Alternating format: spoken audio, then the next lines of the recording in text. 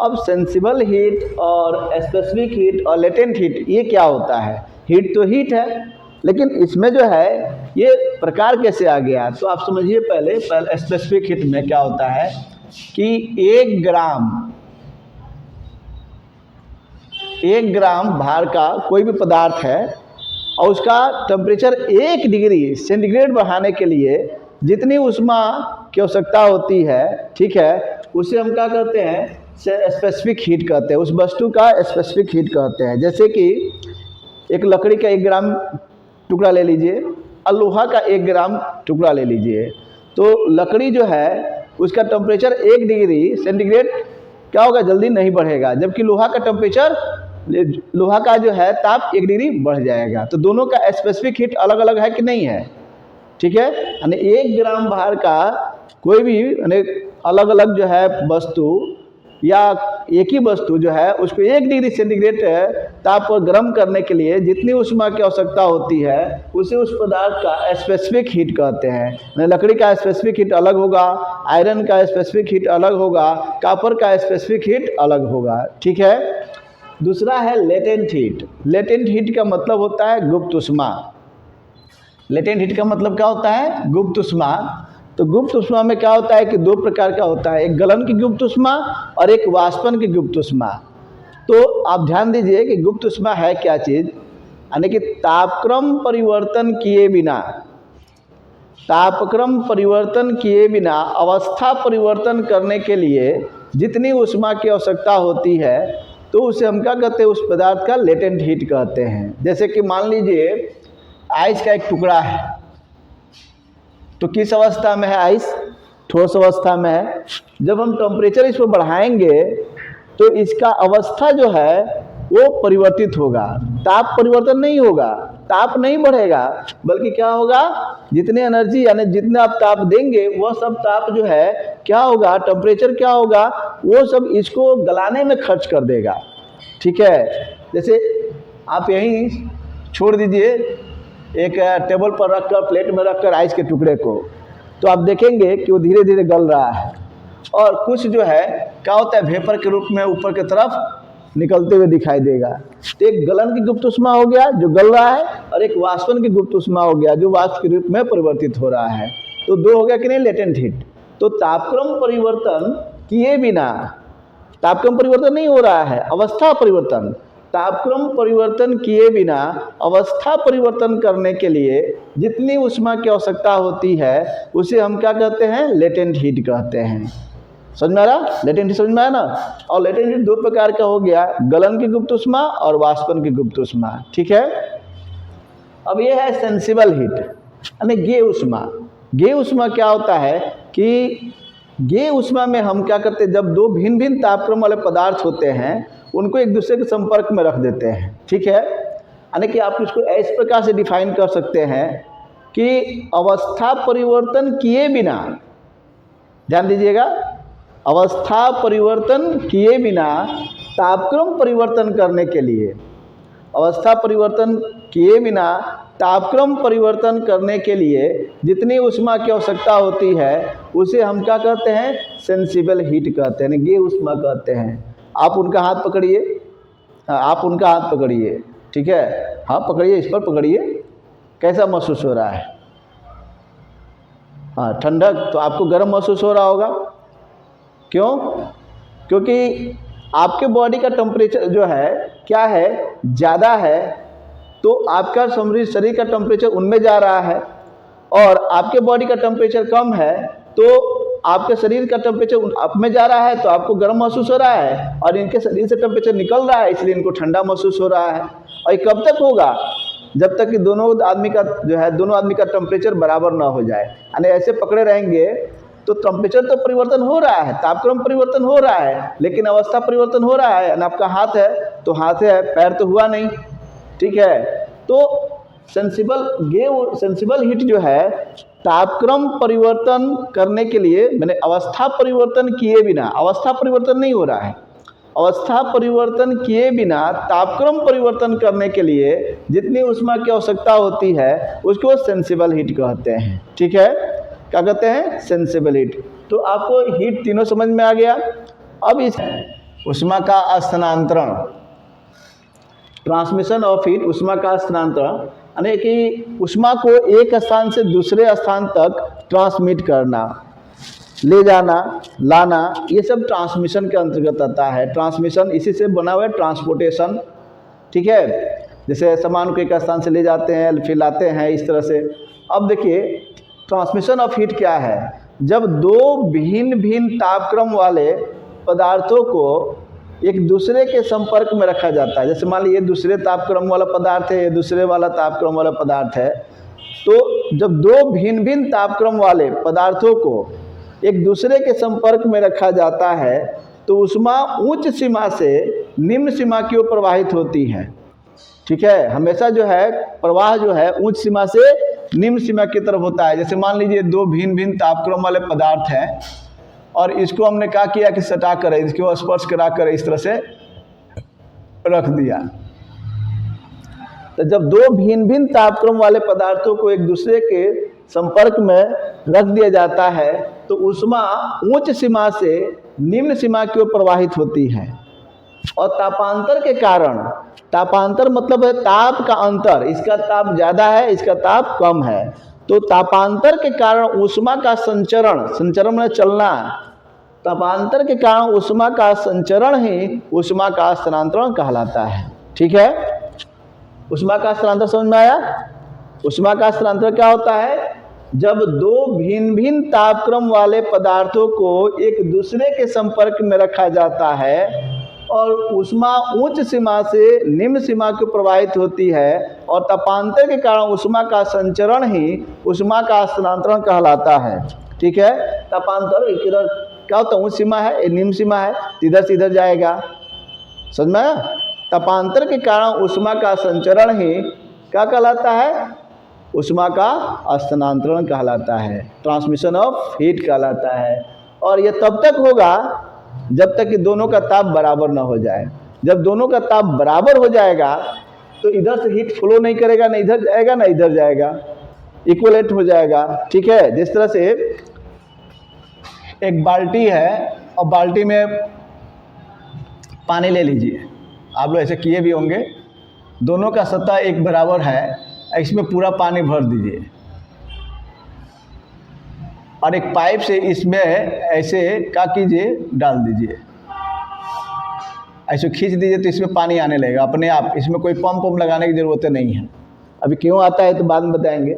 लेकिन इसमें जो है कब तक आएगा ये पानी, जब तक कि इस टैंक में भी, इस बाल्टी में भी इसके लेवल के बराबर ना आ जाए। जब दोनों का लेवल बराबर हो जाएगा, दोनों का लेवल बराबर हो जाएगा तो न इधर से इधर आएगा न इधर से इधर जाएगा। अगर फिर हम इसको नीचे कर देंगे तब आना शुरू हो जाएगा, ठीक है। अभी ये एक लेवल पर है तो इसका पानी का लेवल जो बराबर हो जाएगा तो इतना ऊपर चढ़ के ये पानी अब नहीं आएगा, दोनों का लेवल बराबर हो जाएगा। तो उसी तरह से ऊष्मा भी है, ठीक है। अब हम आपको बताते हैं कि ट्रांसमिशन के प्रकार, types of heat transmission, types of heat transmission.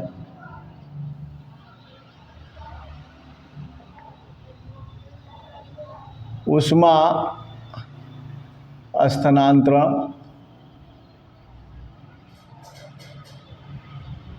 के प्रकार। ऊष्मा स्थानांतरण के जो है जो विधियां है या प्रकार है वो तीन है। पहला है कंडक्शन,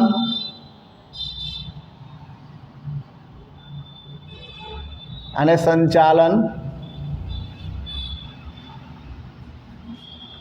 दूसरा कन्वेक्शन, संवहन।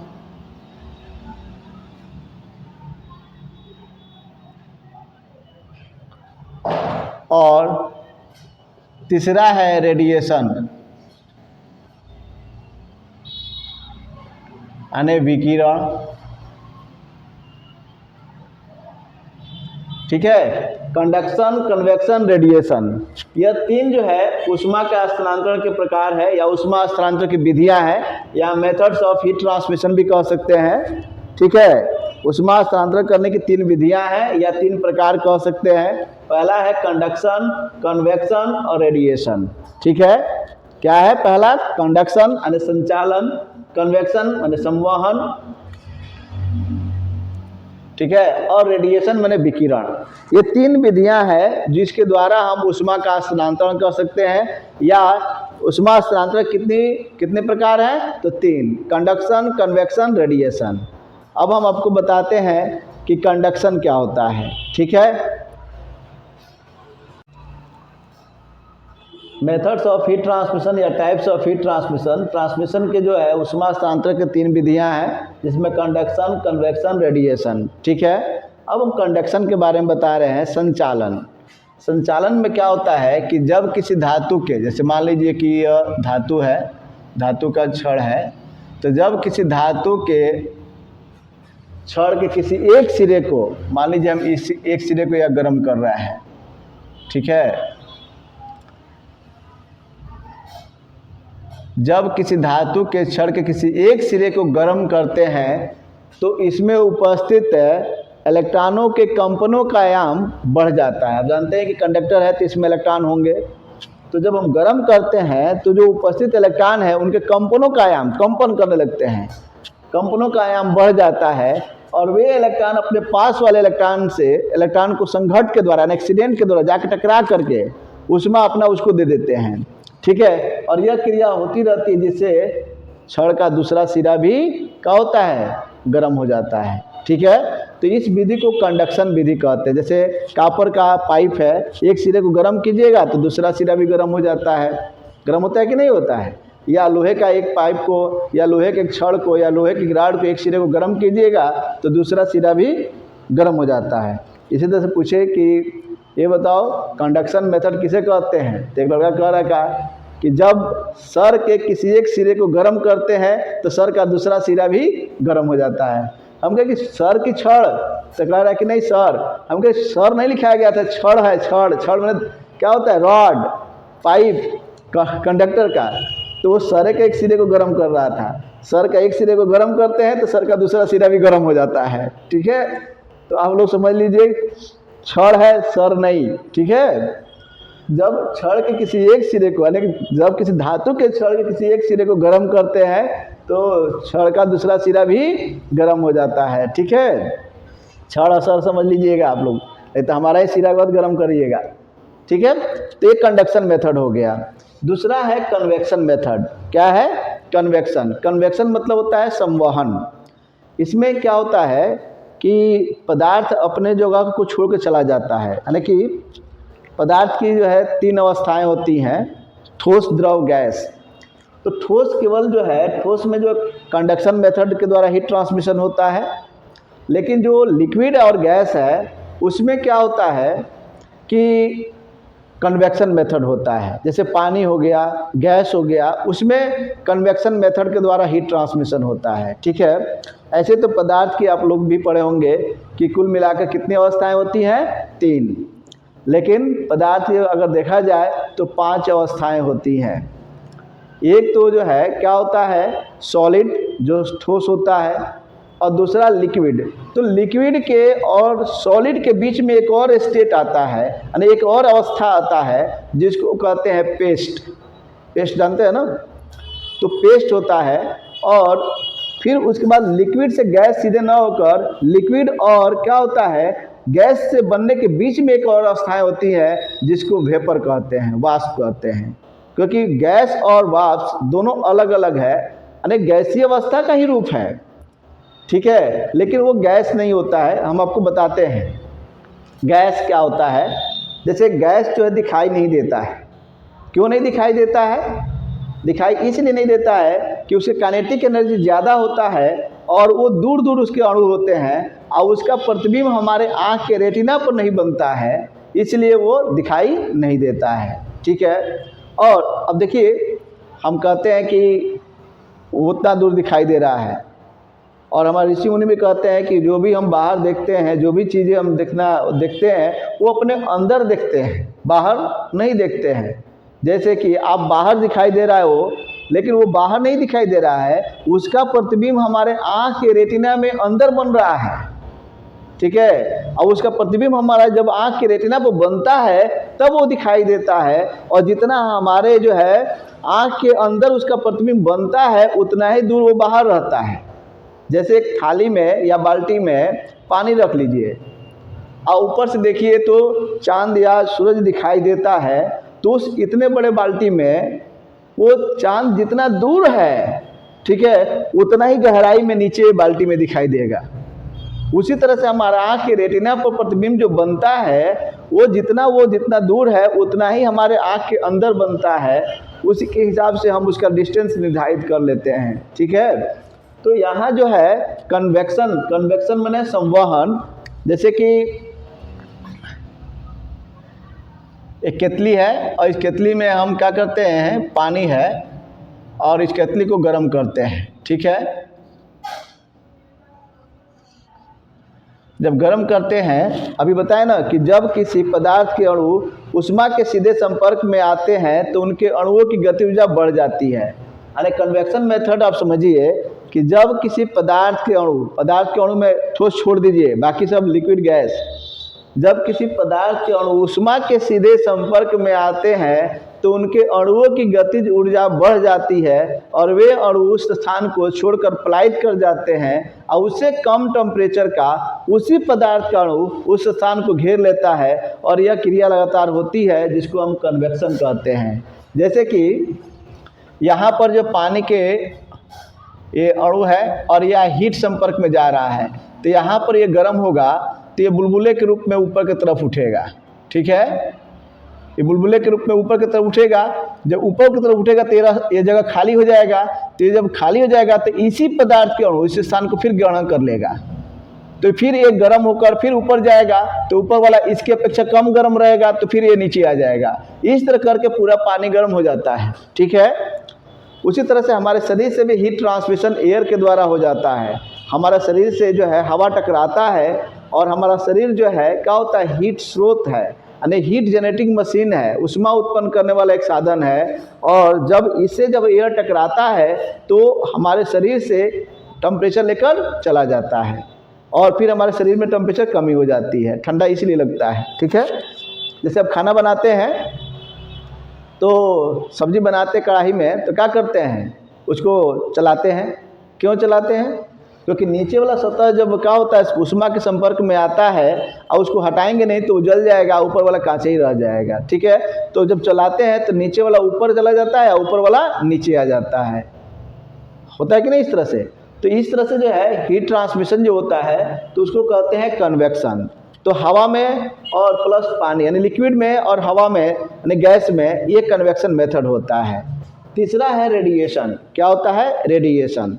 रेडिएशन का मतलब होता है विकिरण, यानी यह जो है अपना प्रभाव खुद विद्युत चुंबकीय तरंगों के माध्यम से डालता है, ठीक है। यानी सूर्य जो है उस पर अपना प्रभाव जो है क्या करता है, खुद डालता है, उसको गर्म नहीं करना पड़ता है, वो अपना प्रभाव क्या करता है, खुद डालता है। रेडिएशन माने विकिरण। जैसे कोई भी लाइटिंग यानी कोई भी जो है पदार्थ जो लाइट के साथ साथ हीट उत्पन्न करता है वो रेडिएशन इफेक्ट उत्पन्न करता है। तो रेडिएशन से भी ज़्यादा मात्रा में हीट उत्पन्न होता है। जैसे कि 200 वाट का बल्ब में कौन सा बल्ब, यानी कि फ्लोरेसेंट लैंप नहीं, ग्लो लैंप, ठीक है, जिसको इनकैंडिसेंट लैंप बोलते हैं। क्या बोलते हैं? Incandescent lamp. कैंडिल मैंने मोमबत्ती, तो मोमबत्ती की तरह जो हीट देता है, जैसे मोमबत्ती है तो हीट देता है और हीट के साथ में लाइट भी देता है। उसी तरह से बल्ब जो होते हैं वो क्या होते हैं कि हीट भी देता है और लाइट भी देता है। लेकिन जो फ्लोरेसेंट लैंप है वो केवल जो है क्या करता है, लाइट ही देता है, हीट बहुत कम देता है, ठीक है। तो उससे भी रेडिएशन इफेक्ट उत्पन्न होता है, ठीक है। तो ये ऊष्मा हस्तांतरण के जो है क्या हो गए, यानी 3 प्रकार है। इसलिए आप देखिए आजकल जो है क्या हो जा रहा है, गर्मी के समय ठंडा के समय में गर्म करने के लिए रूम के लिए वेपर लाइट भी लगा दीजिए, तो उससे भी क्या होगा, कमरा गर्म हो जाएगा। या 200 वाट की जगह पर 500 वाट का क्या कीजिए, बल्ब लगा दीजिए, इनकैंडिसेंट लैंप, तभी कमरा गर्म हो जाएगा, समझ रहे ना। लेकिन ध्यान रखिएगा, ज़्यादा टेम्परेचर पाएंगे, ज़्यादा टेम्परेचर के लिए लगाएंगे तो शरीर काला हो जाएगा, क्योंकि इनसे जो है अल्ट्रावायलेट और इंफ्रारेड किरणें उत्पन्न होती है, और जो आँख और त्वचा के लिए हानिकारक होता है। सूर्य का प्रकाश भी है, उसमें भी लाइट के साथ साथ हीट उत्पन्न होता है कि नहीं होता है, और उसमें भी अल्ट्रावायलेट और इंफ्रारेड किरणें उत्पन्न होती है। गर्मी के समय में बिना जो है क्या कीजिए, जस्ट बंडी पहन कर चले जाइए, बाकी ये सब क्या होता है, नंगा रहता है, यानी कपड़ा नहीं रहता है। तो आप देखेंगे कि जब वहाँ से बाहर से लौट कर आएंगे तो बंडी उतारेंगे तो बंडी की तरफ जो है अलग कलर रहेगा बॉडी का, और बाहर इधर क्या होता है, अलग कलर हो जाएगा, यानी काला हो जाता है। ठीक है, तो रेडिएशन समझ में आ गया। तो ऊष्मा स्थानांतरण करने की 3 विधियां हैं, कंडक्शन, कन्वेक्शन, रेडिएशन। इसी को टाइप्स भी लोग को बोल सकते हैं कि ट्रांसमिशन यानी हीट ट्रांसमिशन की कितनी विधियां हैं या कितने प्रकार हैं, तो कंडक्शन, कन्वेक्शन, रेडिएशन। ठीक है।